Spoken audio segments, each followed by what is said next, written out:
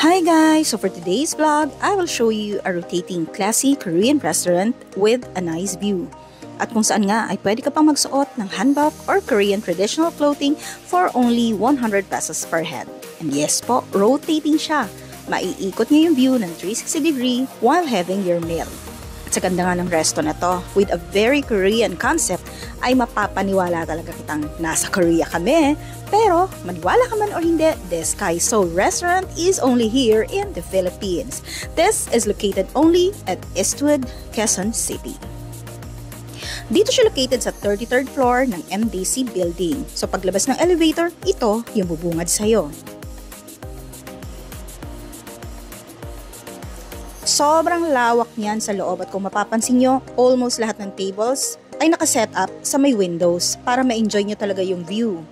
At ayan nga yung mga Korean traditional clothes na pwede nyo pagpili ang isuot. Choice nyo na lang if gusto nyo na siyang suotin while dining in or later na lang after ninyong kumain. As for us, in-enjoy namin yan after namin kumain. So ayan nga guys, kung mapapansin nyo, yung lining na nasa circle na yan, ayan yung mechanism na nagpapaikot dito sa resto ng full 360 degree. Hindi mo siya actually mapapansin or mararamdamang umiikot. Makikita mo na lang nagbabago na yung nasa paligid mo.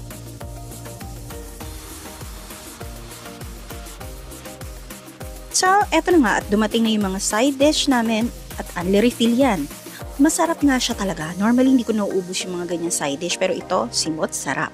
So, may mga package meal nga pala kayo dyan na pagpipilian ranging from 3,500 pesos to 8,000 pesos. Depende sa dami nyo at dami ng mga choices of meals na included.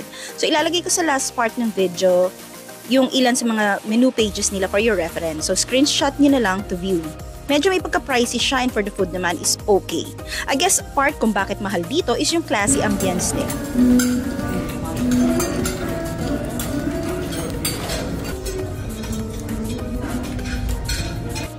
May pagka-private and fine dining at naririnig nyo naman yung kanilang background music. Sobrang class. At syempre, ang pinaka naging habol naman talaga namin dito ay yung 360 degree na pag-ikot nyo habang kumakain at ang ganda ng view.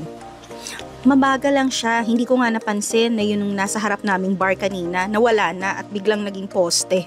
Naisip ko nga, yun nga pala, sa 360 rotating restaurant kami. So, umabot yung bill namin dito ng almost 7,000 pesos. At dahil ngayon sa mga extra drinks at extra foods pa na in-order namin. Also guys, hindi ito parang samgyup ha na ikaw ang magluluto. Lahat po ng meals dito ay isi-serve sa inyo nang nakaluto na. Dumating kami dito ng past 3 PM pero umalis kami ng past 6:30 dahil gusto talaga namin maabutan yung sunset view. So, eto guys, yung mga kanilang menu na may kasamang prices. So, i-check nyo na lang. Kayo nang bahala kung trip ninyo. And so, that's it guys for today's vlog. Happy watching! Bye!